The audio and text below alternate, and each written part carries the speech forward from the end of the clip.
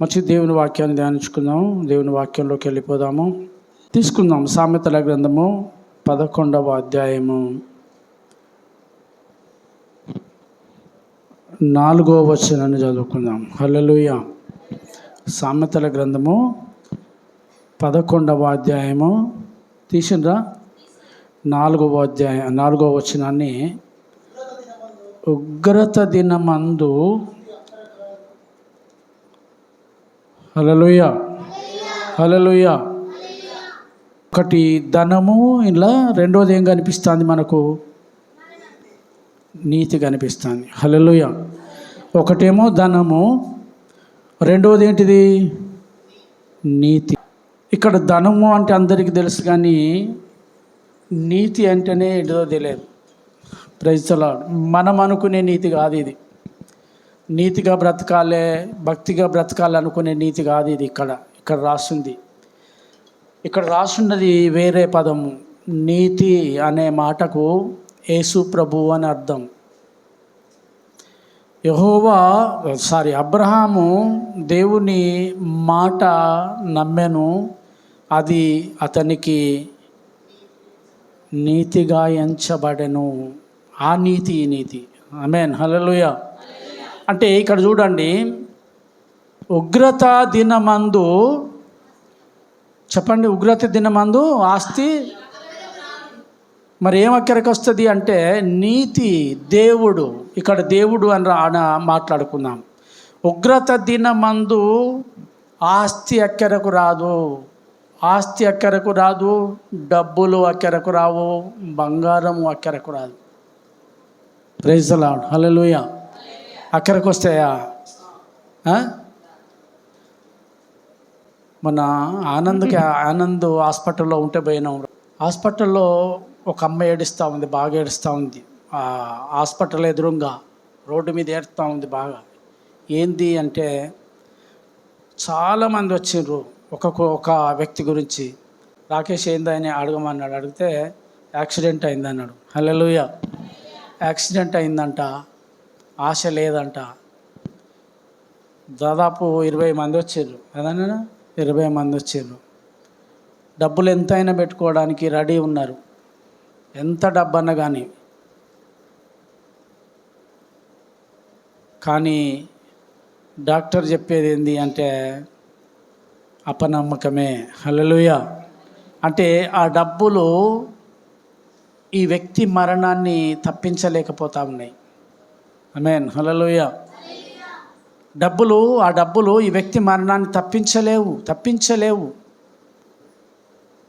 అందుకే ఉగ్రత దినమందు ఆస్తి అక్కరకు రాదు, నీతి అనగా దేవుడు మరణము నుండి రక్షించును. హల్లెలూయా హల్లెలూయా. ఎవరు రక్షిస్తారంట? చెప్పండి, ఎవరు రక్షిస్తారంట? దేవుడు రక్షిస్తాడు. మరణమును తప్పించుట యెహోవా వశము అని రాసింది. మరణమును తప్పించుట ఎవరి వశములో ఉన్నదంట? యెహోవా వశము.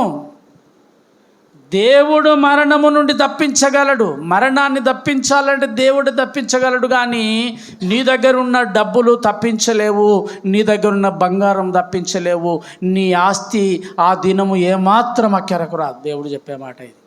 Praise the lord. Hallelujah hallelujah. ఇదే సామెతల గ్రంథములో మీరు చూస్తే 5వ అధ్యాయము 11వ వచనం ఒకసారి చదవండి మీరు. సామెతల గ్రంథము 15వ అధ్యాయము 16వ వచనము. నెమ్మది లేకుండా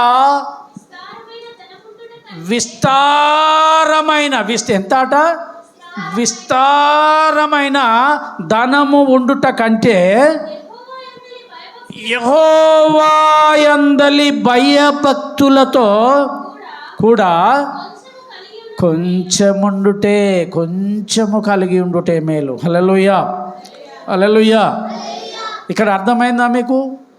నెమ్మది లేకుండా విస్తారమైన ధనం ఉన్నా కూడా, కొంచెం కాదంటా ఉండు. విస్తారము అంటే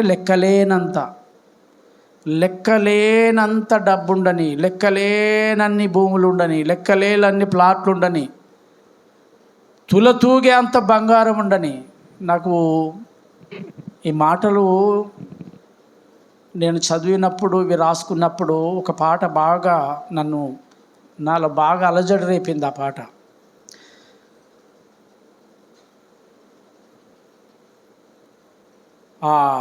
రాజబాబయ్య గారు ఆ పాట రాస్తాడు, చక్కగా రాసిండు.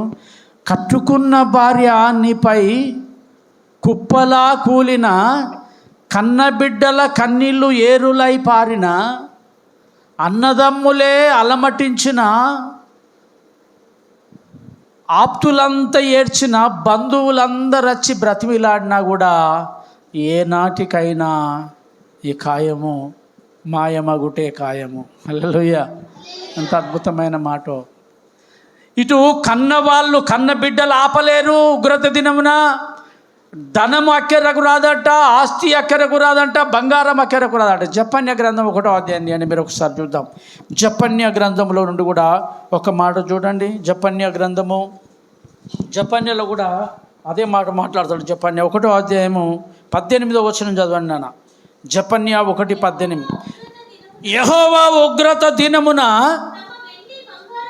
ఏంటి తమ యొక్క, అంటే మన వెండి కానీ మన బంగారము కానీ వారిని తప్పించలేవు. చాలు. యెహోవా ఉగ్రత దినమున, ఇప్పుడు ఇంతకుముందేమో ఉగ్రత దినమున తమ ఆస్తి అక్కరకు రాదు అని ప్రసంగి రాస్తే సొలొమోను భక్తుడు రాసిండు. ఇక్కడ జపన్య భక్తుడు ఏమంటా అంటే, యెహోవా ఉగ్రత దినమున తమ వెండి తమ బంగారములు ఏమాత్రము అక్కరకు రావు, అవి ఆపలేవు ఆ ఉగ్రతను. ఇంకో మాట అంటాడు సామెతల గ్రంథములో, నెమ్మది లేకుండా విస్తారమైన ధనం ఉండుట కంటే, అంటే ధనము కూడా నెమ్మదినివ్వదు. అంటే ధనము ప్రాణాన్ని కాపాడలేదు, రెండోది ఏంటంటే నెమ్మదిని కూడా ఇవ్వలేదు. Praise the lord. హల్లెలూయా. ఒకసారి చూడండి లూకా సువార్త 12వ అధ్యాయం తీయండి. లూకా 12వ అధ్యాయం 16వ వచనం. మరియు ఆయన వారితో ఈ ఉపమానమును చెప్పెను. ఒక ధనవంతుని భూమి సమృద్ధిగా పండెను. అప్పుడు అతడు తమ పంట సమకూర్చుకొనుటకు, అంటే సరిపోనంత పంట పండిందట ఆయన. హల్లెలూయా. నా వైపు చూడండి. మనకు వ్యవసాయం చేసే ఆ కుటుంబాలే కాబట్టి ఇక్కడ ఏమని రాస్తుందంటే, ఉపమానం ఏది, ఒక కథలాగా చెప్తా ఉన్నాడు. ఒక ధనవంతుని భూమి ఎంత పండిందంట? సమృద్ధిగా.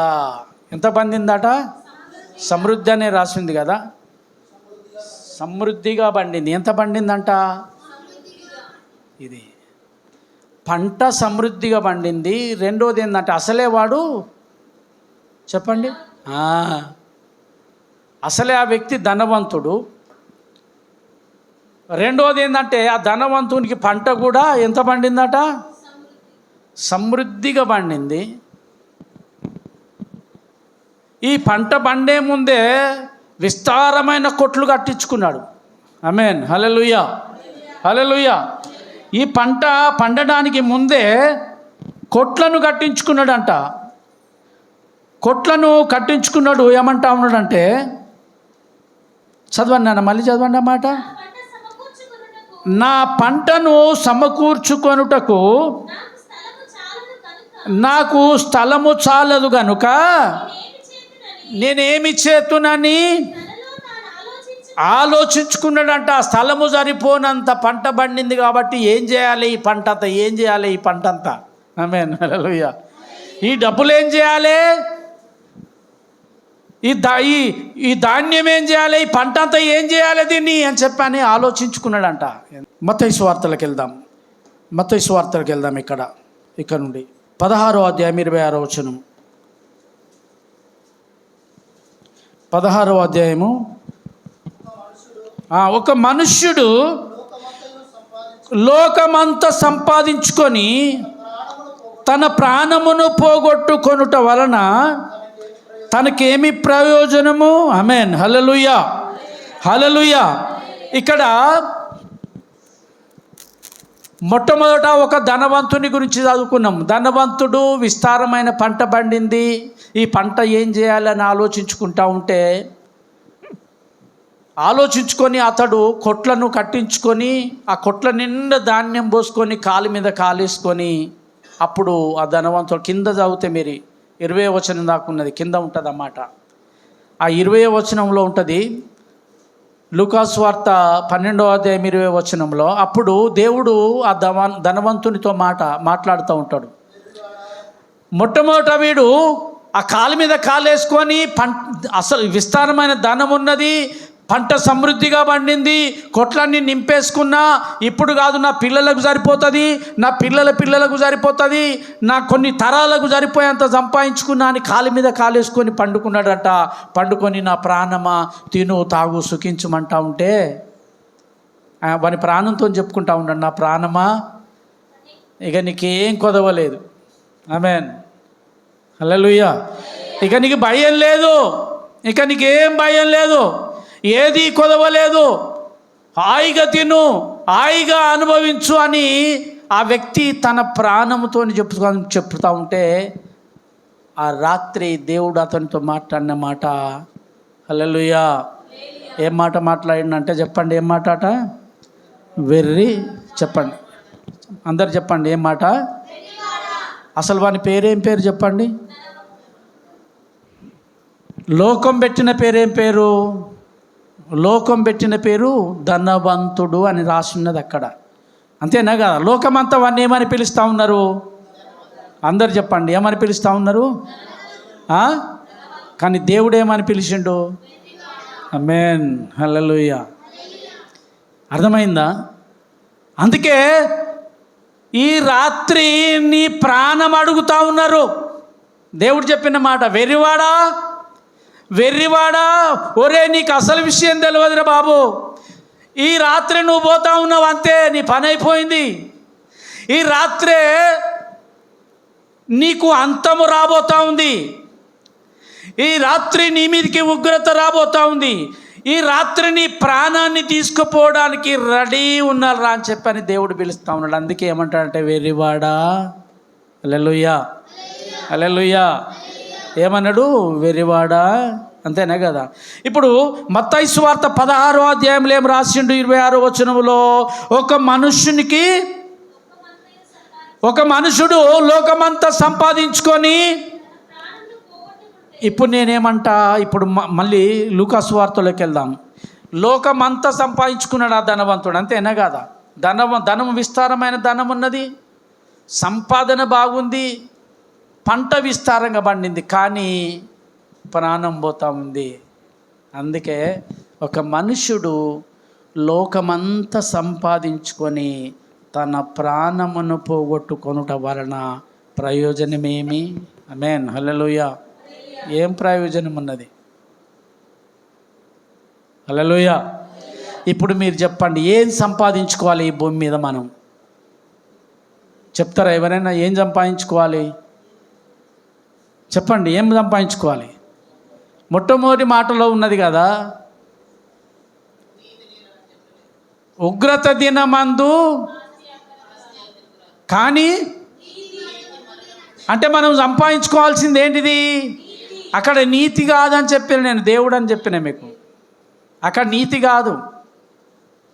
అందుకే ఏ విధము చేతనైనా క్రీస్తును సంపాదించుకోవాలని పౌలు భక్తుడు తనకున్నదంతా పెంట కుప్పతో సమానముగా ఎంచి అంటాడు ఆయన. ఏ విధంగానైనా ఆస్తులన్నీ పోని, ఉద్యోగం పోని, చివరికి ప్రాణమే పోని, నాకు కావాలి. ఎవరు కావాలంటే క్రీస్తును సంపాదించుకోవాలి నేను. మెన్, హల్లెలూయా.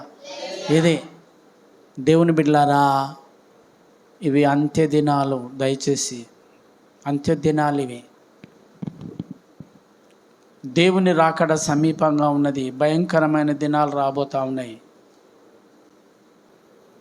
ఉగ్రత దినమందు ఆస్తి ఎక్కరకు రాదు, బంగారం ఎక్కరకు రాదు, డబ్బులు కూడా ఎక్కరకు రావు. అందుకే దేవుడు ఏమంటాడంటే, భూమి మీద ధనమును సంపాదించుకొనకుడి, ఒకవేళ రేపు పోతే అది ఇక్కడనే ఆగిపోతుంది. అందుకే ధనవంతుని వెర్రివాడ, ఈ రాత్రే నీ ప్రాణము అడగబోతున్నారు, అడిగేటోళ్ళు వస్తాను ఈ రాత్రే. హల్లెలూయా. ఈ రాత్రి మన సంచిలో ఉన్న డబ్బు, మనం ఈ రాత్రి పోతే ఆ డబ్బు ఏమైపోతుంది? హల్లెలూయా. మీకు తెలుసా ఒకసారి మద్రాసులో ఏం జరిగిందో తెలుసా? టీవీలో వచ్చిన వార్తల్లో ఒకసారి మద్రాసులో ఒక బిచ్చగాడు రోజు ఒక చెట్టు గద్దె కట్టున్నది చుట్టూరా.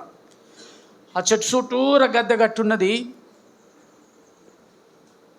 ఆ గద్దె మీద ఆ పాత బట్టలు అన్ని ఇంత మూట కట్టుకున్నాడు. పెద్ద మూట ఉన్నది, బట్టల మూట.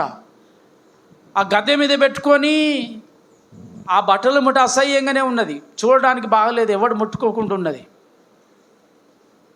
ఆ మూట అంతా అక్కడ పెట్టి ఆ చెట్టు కింద పడుకునేవాడు తెల్లారు లేచిపోయి మళ్ళీ ఊళ్ళింత అడకచ్చుకోవడం తినుడు, ఊళ్ళింత అడకచ్చుకోవడం తినుడు. ఒక దినాన ఆ బిచ్చగాడు చనిపోయిండు. ఆ బిచ్చగాడు చనిపోతే ఆ మూట ఇప్పితే ₹1,00,00,000 వెళ్ళినాయి ఆ మూటలో. తెలుసా మీకు ఇది? చూసినరా ఎప్పుడైనా? అందులో ₹1,00,00,000 వెళ్ళినాయి. ఒకటి కాదు, రెండు కాదు, ₹1,00,00,000. అరే అంత డబ్బు ఉండగా వాడు పాపం అడుక్కొని తిని ఇళ్ళల్లో తిరుక్కుంటే అడుక్కొని ఏమైంది? ఎందుకు సంపాదించినాడు? ఇప్పుడు ఏమైపోయినాయి ఆ రూపాయలు చెప్పండి? ఎవరి పాలు అయిపోయినాయి? తిన్నడా? పోనీ పట్టుకపోయిండా వాడు ఆ ₹1,00,00,000? పట్టుకపోలేదు. ఆమేన్, హల్లెలూయా. అందుకే బైబిల్లో ఒక స్త్రీ ఉన్నది,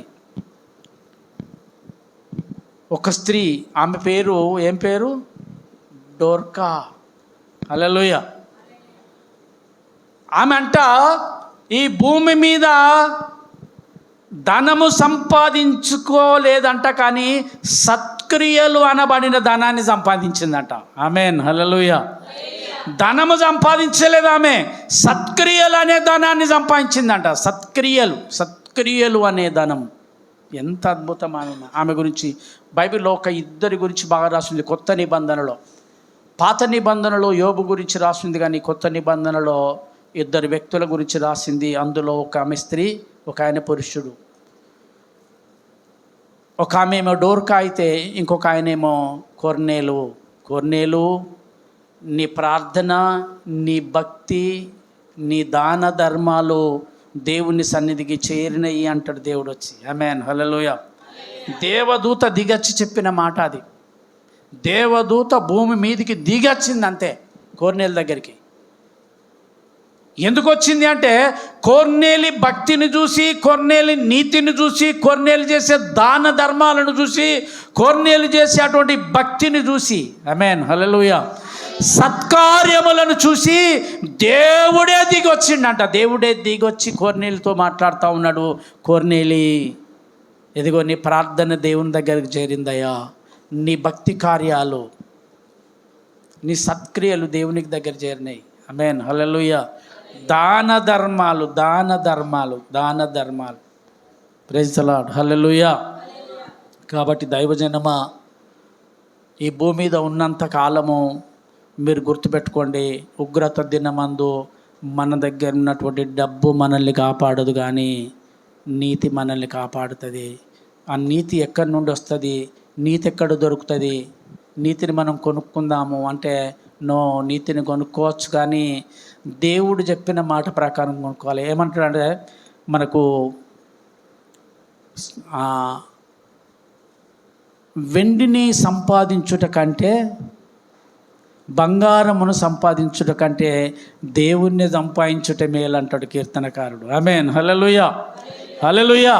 వెండిని సంపాదించుకోవడం కంటే, బంగారమును సంపాదించుకోవడం కంటే జ్ఞానమును సంపాదించుకోండి అన్నాడు. అంటే జ్ఞానం అంటే ఏంటిదయ్యా, మరి దేవుడు కాదు కదా అని మీరు అనవచ్చు.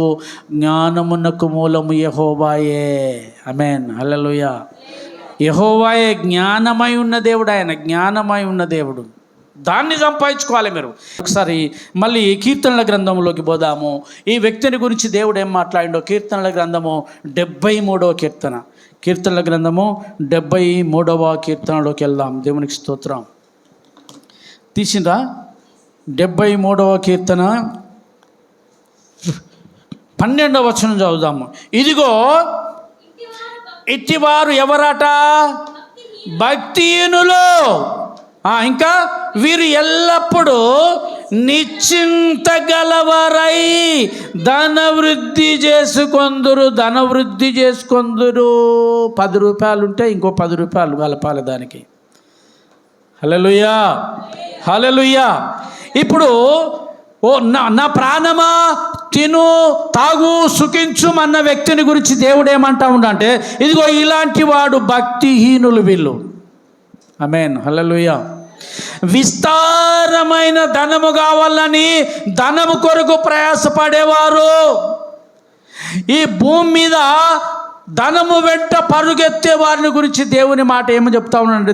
దావీదు భక్తుడు అంటాడు, ఇటివారు భక్తిహీనులు. ఆమేన్, హల్లెలూయా, హల్లెలూయా. ఎవరాట ఇటివారు చెప్పండి? వీళ్ళు ఏం పని చేస్తారట? ఎల్లప్పుడూ ధనము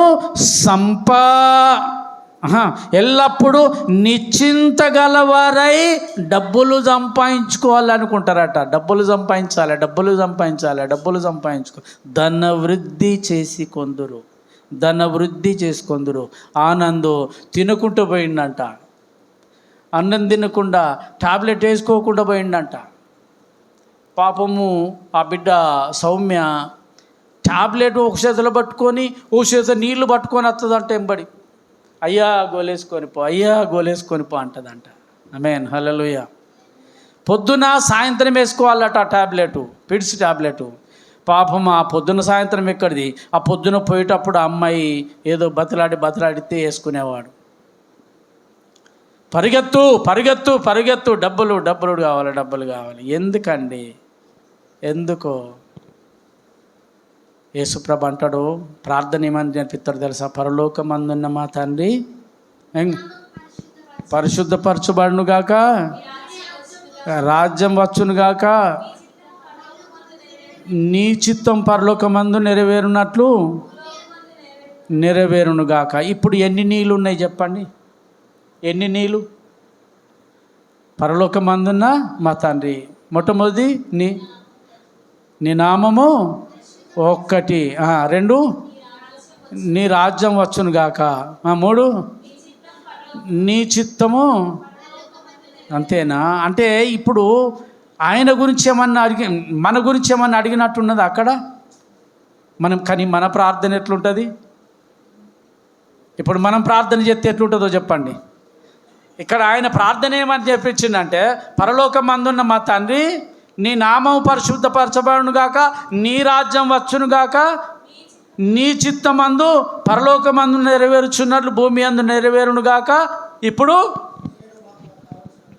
నేడు అనే మాటను మా అనుదిన ఆహారమును మాకు దయచేయుము.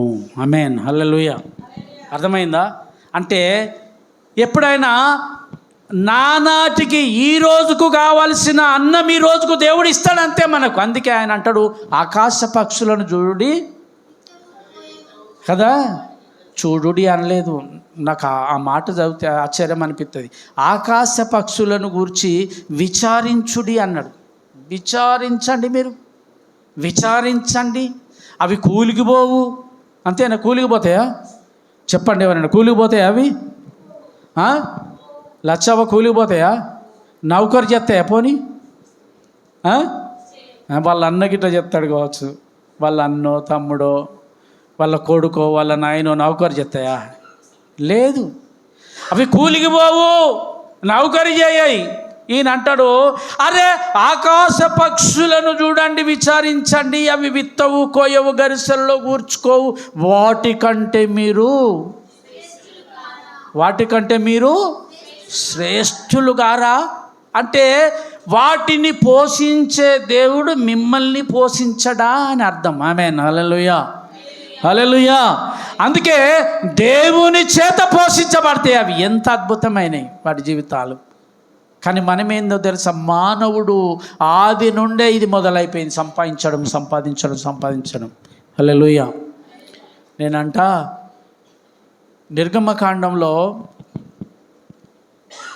ఇశ్రాయేల్ ప్రజలకు ఆకలి అవుతుంది అని అడిగిందంట. మాకు ఆకలి అవుతుంది మాకు భోజనం లేదని ఏడితే, సరే ఈ రాత్రి ఆకాశంలో నుండి నేను మన్నాను కురిపించబోతున్నా, మీకు ఏ రోజుది ఆ రోజుకి ఏరుకచ్చుకోండి అని చెప్పాడు. హల్లెలూయా. ఈ రోజుకి ఎంత కావాలో అంతే తెచ్చుకోర్రా అంటే ఇశ్రాయేల్ ప్రజలాట బస్తాల కొద్ది ఏరుకచ్చుకున్నారంట మన్నా. ఆమేన్, హల్లెలూయా. ఏ రోజుది ఆ రోజుకి ఇస్తా అని చెప్పిండు. ఇవాళ తినే అంత ఇవాళ తెచ్చుకో, మళ్ళీ రేపిస్తా, రేపు తినే అంత రేపు తెచ్చుకో అంటే కాదు కాదు కాదు కాదు, వీళ్ళు బస్తాల కొద్ది తెచ్చుకుంటే అంత మురిగిపోయిందంట. పురుగులు పట్టినాడు సాయంత్రం వరకు. తెచ్చుకున్నారు, ఆపతి ఆపతి ఆపతి తెచ్చుకున్నారు. తెచ్చుకుంటే ఏమైపోయింది, అంతా పురుగులు తినేసిందట, పురుగు బట్టి మురిగిపోయిందంట. అందుకే దేవుడు అంటాడు, దేవుడు ఏదైతే చెబుతా ఉన్నాడో దాన్ని మాత్రమే మనం చేయాలి. దేవునికి స్తోత్రం, హల్లెలూయా. రేపటిని గురించి ఎవరు చూసుకుంటారట? అంతేనా? రేపటి గురించి ఎవరు చూసుకుంటారు? దేవుడే చూసుకుంటాడు. కాబట్టి రేపటిని గురించి దేవుడు చూసుకుంటాడు అనే మాట నీతి. ఆ నీతిని సంపాదించుకుంటే, ఆ దేవుణ్ణి సంపాదించుకుంటే, ఆ దేవుడు మరణము నుండి మనల్ని రక్షిస్తాడు. నువ్వెక్కడికి పో భయపడవు, అంతే. నువ్వెక్కడినన్నా పో, నువ్వెక్కడికన్నా వెళ్ళిపో, నువ్వెక్కడినైనా ఉండు, నువ్వు ఏ స్థితిలో ఉన్నప్పటికీ కూడా ఆ స్థితిలో దేవుడు ఉంటాడు. ఆమేన్, హల్లెలూయా. దానియేలు గురించి దేవుడు మాట్లాడిన మాట, దానియేలు ఆట దేవునికి ప్రియుడు అని రాత్రి. నీవు దేవునికి ప్రియుడవైతివి కనుక నీవు గనుడవైతివి అంటాడు కదా. హల్లెలూయా. ఇప్పుడు దానియేలు ఎక్కడున్నాడంటే సింహాల బోనులో ఉన్నాడు. ఆమేన్. దానియేలు ఎక్కడేసారు? దానియేలును సింహాల బోనులో. ఒకటే మనం పాట పాడతాము, సింహాల బోనులో దానియేలుకు, సింహాల బోనులో దానియేలుకు అంటే తోడు అంటే అర్థమైంది, పక్కకే నిలబడ్డాడు అంతే. నేనున్నా అని భుజం వేసేసి నిలబడ్డాడంట కదా. సింహము నోళ్లను మోయించిన దేవుడు ఆయన. సింహాల నోళ్లను మోయించి దానియేలుకు సింహాల బోనులో తోడుగా ఉన్న దేవుడు ఆయన. ఆమేన్, హల్లెలూయా. అంటే నువ్వు ఎక్కడ ఉన్నా, నేను అంటున్న సింహము నోటికి దగ్గర ఉన్నప్పుడే తోడు ఉంటే, అరే మరణం మన దగ్గరికి వస్తా అంటే ఆయన తోడు ఉండడా? ఉంటాడా? ఉంటాడు అంతే. నువ్వెక్కడ, నువ్వు అడవిలో ఉండుగాక. ఆమేన్, హల్లెలూయా. నేను మీకు చెప్పనా, యాకోబట తండ్రిని మోసం చేసి అరణ్యంలో పారిపోతా ఉన్నాడు. రాత్రి అయిపోయింది, భయంకరమైన అడవిలోకి పోయిండు. భయంకరమైన అడవిలోకి పోయిన తర్వాత పొద్దుగూకింది, గడగడ గడగడ వణుకుతా ఉన్నాడు. ఆ యబ్బోకురేవు దగ్గరికి పోయిన తర్వాత ఓ పెద్ద రాయి తెచ్చుకున్నాడు. రాయి తెచ్చుకొని తలాపు చేసుకొని పండుకున్నాడంట. పండుకుంటే అక్కడ యాకోబు అడవిలో పండుకుంటే, ఇప్పుడు అడవిలో ఏముంటాయి చెప్పండి? పాములు ఉంటాయి, తేళ్ళు ఉంటాయి, క్రూర జంతువులు ఉంటాయి, తోడేళ్ళు ఉంటాయి, పులులు ఉంటాయి, సింహాలు ఉంటాయి, అంతేనా కదా? ఇవన్నీ ఉంటాయి కదా. మరి యాకోబును పాపము, ఈ యాకోబాడ పడుకొని ఉన్నాడు. ఏదన్నా చూస్తే ఏం చేస్తుంది? తిని పడేస్తుంది, కొరికెత్తది, అంతేనా కదా? అనుకొని ఏదైనా జంతువు నా కొడుకును చూస్తే తినేస్తుందేమో, చంపెత్తదేమోనని ఆ రాత్రి అంట దేవుడు బైబిల్లో రాస్తుంది ద్వితీయోపదేశ కాండంలో, ఎడారిలోను భీకర ధ్వనిగా అరణ్యములోను భీకర ధ్వని గల ఎడారిలోను నేను యాకోబును కనుగొని వానిని ఆవరించి తిని అంటాడు. ఆవరించిండంట. ఆవరించినట్టు అంటే ఏంటిదో తెలుసా? చెద్దరిగా అప్పినట్టుగా పండుకున్నాడు అట దేవుడు యాకోబు మీద. అర్థమైందా? మనం పండుకున్నప్పుడు చెద్దరి కప్పుకుంటామా? కాళ్ళు కూడా కనబడకుండా కప్పుకుంటాం కదా, ముఖం కూడా కనబడకుండా కప్పుకుంటాం కదా. అట్లా దేవుడు యాకోబును ఆవరించేసిండట, మొత్తం ఆవరించిండంట. ఆమేన్, హల్లెలూయా. కాబట్టి అందుకే ఉగ్రత దినమందు అంటే అక్కడ అడవిలో అక్కడ క్రూర జంతువుల నుండి కానీ, క్రూర మృగాల నుండి కానీ, విష పురుగుల నుండి కానీ దేవుడు మాత్రమే యాకోబును తప్పించగలడు. ఆమేన్, హల్లెలూయా. యాకోబు మోసము చేసి సంపాదించుకున్నటువంటి జ్యేష్ఠత్వం యాకోబును కాపాడలేకపోయింది. యాకోబు తండ్రిని మోసము చేసి తీసుకున్న దీవెనలు ఉన్నాయి కదా. యాకోబు తండ్రిని మోసం చేసి, అన్నను మోసం చేసి యాకోబు దగ్గర తండ్రి దగ్గర దీవెనలు తీసుకొని ఇస్సాకు దగ్గర వస్తూ ఉంటే ఆ దీవెనలను కాపాడలేవు ఇక్కడ యాకోబును. కానీ దీవెనలు కాపాడలేవు, జ్యేష్ఠత్వం కాపాడలేదు, కానీ దేవుడే రాత్రంతా యాకోబును ఆవరించిన అన్నాడు ఆయన. ఆమేన్, హల్లెలూయా. ఆవరించి కాపాడిండంట. ధనమును అపేక్షించువాడు ద్రవ్యము వలన తృప్తి నొందడు అంటే అర్థం ఏంటంటే ఇంకా రేపు ఎక్కువ కావాలి, రేపు ఎక్కువ సంపాదించాలని పరిగెత్తుతూ ఉంటాడు. అది ఉగ్రత దినమందు అక్కరకు రాదనేది వాడికి తెలియదు. ఒకసారి తీయండి నన్ను ఎబ్రీ పత్రిక 13వ అధ్యాయం తీయండి చివరికి. ఎబ్రీ పత్రిక 13వ అధ్యాయము 5వ వచనం చదవండి ఒకసారి. ధనాపేక్ష లేనివారై మీకు కలిగిన వాటితో తృప్తి పొందియుండుడి. ఆమేన్, హల్లెలూయా. మనకై చెప్తా ఉన్నాడు ఆయన. మనకైతే ధనాపేక్ష లేని వారై అంటే ధనము అక్కరకు రాదు కాబట్టి, ఉగ్రత దినమందు ఆస్తి అక్కరకు రాదు, ధనము అక్కరకు రాదు. కష్టం వచ్చినప్పుడు ఆస్తి కాపాడలేదు, ధనము కాపాడలేదు, కానీ దేవుడు మనల్ని కాపాడుతాడు. కాబట్టి దేవుణ్ణి సంపాదించుకుందాము. ధనానికంటే దేవుణ్ణి ఎక్కువగా ప్రేమించి ధనాపేక్ష లేని వారై మీకు కలిగిన వాటితో తృప్తి పొందియుండుడి. నిన్ను ఏమాత్రమును, హల్లెలూయా చెప్పండి, నిన్ను ఏమాత్రమును విడువను, నిన్ను ఎడబాయను అని ఆయనే చెప్పెను కదా. ఆమేన్, హల్లెలూయా. ఎవరు చెప్పింది ఈ మాట అంటే ఆ నీతి చెప్పింది. ఆమేన్, హల్లెలూయా. అందుకే దావీదు ప్రార్థన చేసేటప్పుడు ఒక అద్భుతమైన మాట చెప్తాడు ఆయన. తండ్రికి ప్రార్థన చేస్తూ నా నీతికి ఆధారమగు దేవా అంటాడు ఆయన. ఆమేన్, నా నీతికి ఆధారమగు దేవా. దైవజనమా, మనం బ్రతికినంతకాలం గుర్తుపెట్టుకోండి, ధనాపేక్ష లేని వారమై, హల్లెలూయా, అంటే దేవుని కంటే ధనాన్ని ఎక్కువగా ప్రేమించకుండా. ప్రైజ్ ది లార్డ్, హల్లెలూయా, హల్లెలూయా. కాబట్టి ఆకాశ పక్షులను గురించి విచారించుడు అని ఎందుకు చెప్పిండు అంటే, ఇగో ఇది దేవుడు చూసుకుంటాడని దేవుని మీద భారమేయండి, కానీ ధనం మీద కానీ బంగారం అది మోసం చేసేది. దేవునికి స్తోత్రం, హల్లెలూయా. నేను చెప్తాను, తిమోతి అంటాడు, ధనాన్ని నమ్మితే అది మోసం చేస్తుంది, నిన్ను జాగ్రత్త, ఒక్కొక్కసారి నీ ప్రాణం ఏది ఇస్తుంది అని చెప్పన్నాడు. కాబట్టి దైవజనమా, ధనము, మళ్ళీ నేను ఈ మాట జ్ఞాపకం చేసి ప్రార్థన చేసుకుందాం. ఇదే మాట ఎబ్రీ పత్రిక చదువున్నాను, మళ్ళీ చదవండి ఆ మాటను. ఏమున్నది నాన్న? ధనాపేక్ష లేని వారై మీకు కలిగిన వాటితో తృప్తి పొందియుండుడి, నిన్ను ఏమాత్రము విడువను, నిన్ను ఎడబాయనని ఆయనే చెప్పెను కదా. ఆమేన్, హల్లెలూయా. కాబట్టి దైవజనమా, మనకున్న దాంట్లో వీలైతే ఇతరులకు సహాయం చేయండి. ఇతరులకు సహాయం చేస్తే ఏమైద్దో మీకు చూపెట్టి, దేవుని పని కొరకు ఉపయోగిస్తే మన డబ్బును ఏమవుతుందో మీకు చూపెట్టిన తర్వాత నేను ప్రార్థన చేస్తా. కీర్తనల గ్రంథం 41 మైకు తీసుకొని చదవండి, వాళ్ళకి వినబోవాలి. కీర్తనల గ్రంథము 41వ కీర్తన 2-3 వచనాలు చదవండి. కీర్తన 41 కీర్తన. యెహోవా వానిని కాపాడి బ్రతికించును. అంత ఫస్ట్ నుండే కాపాడినానా? ఫస్ట్ నుండే. బీదలను కటాక్షించువాడు ధన్యుడు. ఆపత్కాలమందు యెహోవా వానిని తప్పించును. యెహోవా వానిని కాపాడి బ్రతికించును. చాలు నాన్న, హల్లెలూయా. ఇక్కడ ఏమన్నాడంటే, నీకు డబ్బున్నప్పుడు నువ్వు దాచుకుంటే నిన్ను తప్పించదాట మరణము నుండి. ఆడ దాచుకుంటే అనున్నదా? లేదు.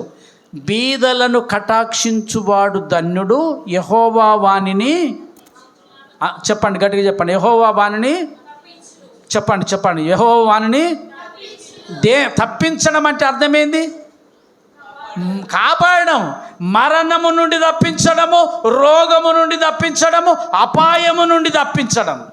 ఆమేన్, ఎంత అద్భుతం కదా. బీదలను కటాక్షించినోన్ని కాపాడుతాడంట దేవుడు, తప్పిస్తాడంట. ఆస్తి ఉగ్రత దినమందు ఆస్తి అక్కడకు రాదాట, ఉగ్రత దినమందు ఆస్తి మరణము నుండి తప్పించదాట, కానీ నీతి తప్పిస్తుంది అన్నది. ఇక్కడ ఏమంటా ఉన్నాడంటే ఆ నీతే నిన్ను తప్పిస్తుంది. నువ్వు బీదలను కటాక్షించినట్లయితే, దేవుని కొరకు మీ గుప్పిళ్ళని విప్పితే ఆ నీతి మిమ్మల్ని తప్పిస్తుంది. చదువునా ఆ నీతి ఇదే, యెహోవా వానిని కాపాడి రెండోది ఏంటిదంటే బ్రతికించును. భూమి మీద వాడు ధన్యుడగును. వాని శత్రువుల ఇష్టానికి నీవు వానిని అప్పగింపవు. వాణ్ణి దేవుడు అప్పగించడు. రోగశయ్య మీద, ఇక్కడ ఇది జాగ్రత్త వినండి, రోగశయ్య మీద యెహోవా వానిని ఆదరించును. ఆమేన్, హల్లెలూయా. ఇప్పుడు ఆనందను ఎవరు ఆదరించాలి అంటే దేవుడు ఆదరించాలి. ఇప్పుడు ఎక్కడున్నాడు ఆయన? రోగశయ్య మీద ఉన్నాడు, మరణశయ్య మీద ఉన్నాడు. అందుకే ఇక్కడ రోగశయ్య మీద యెహోవా వానిని ఆదరించును అని కింద అంటాడు. రోగము కలుగగా నీవే వానిని స్వస్థపరచుదువు. ఆమేన్, హల్లెలూయా. ఎవరిని అని చెప్పి రాసున్నది చెప్పండి అక్కడ, మీరు చెప్పండి. ఇప్పుడు ఎవరిని స్వస్థపరుస్తాడట? ఎవరిని? అయ్యో, బీదలను కటాక్షించువాన్ని, దేవుని దగ్గర గుప్పిలను విప్పేవాన్ని. ఎవరిని తప్పిస్తాడట? మరణము నుండి ఎవరిని తప్పిస్తాడట అంటే దేవుని దగ్గర లోబిగా ఉండక, ధనం మీదనే ఆశ పెట్టుకొని నా ప్రాణమా తిను తాగు సుఖించుమన్నోడిని కాదు. నీ రాజ్యము వచ్చునుగాక, నీ నామము పరిశుద్ధపరచబడునుగాక, నీ చిత్తము పరలోకమందు నెరవేరుచున్నట్లు భూమి అందు నెరవేరునుగాక అని దేవునికి అప్పగించుకున్నోన్ని, దేవునికి ఏం మనల్ని, మన చేతులను, మన ధనాన్ని, మన సమస్తాన్ని దేవుని, చివరికి మన ప్రాణాన్ని కూడా ఎవడైతే దేవునికి అప్పగించుకుంటాడో వాణ్ణి మరణము నుండి తప్పిస్తాడు దేవుడు. దేవునికి స్తోత్రం, హల్లెలూయా. దేవుడి మాటలు మనందరి వినికిడిలో ఆశీర్వదించునుగాక. ఆమేన్.